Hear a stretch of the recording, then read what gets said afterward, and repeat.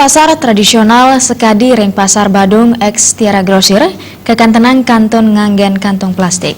Yadiastun kawiaktian ipun peraturan wali kota indik nguatesin kantong plastik sampun kemargiang ngawit tanggal 1 Januari war sekali talis yang ngolas.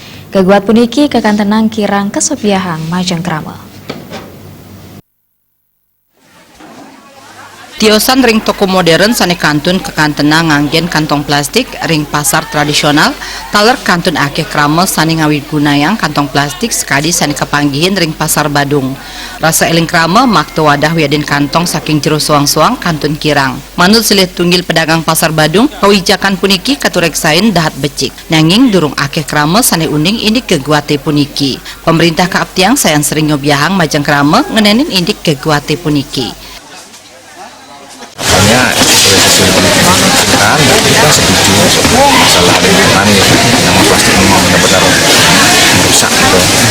Kalau memang itu sesuatu bagus, kita diberikan seperti arahan apa perlunya kertas yang bagus diberikan kepada masyarakat. Kita beli tempat di mana harga yang bersaing, harga yang murah, ya mungkin bisa ya peluang peluang. Sini tunggil pedagang aneka kantong plastik mausang krama sane numbas kantong plastik ke kantenang ngirangang. Ipun reksain iani krama sampun uning ring geguat punike. Iya ada berapa banyak? Enggak gitu banyak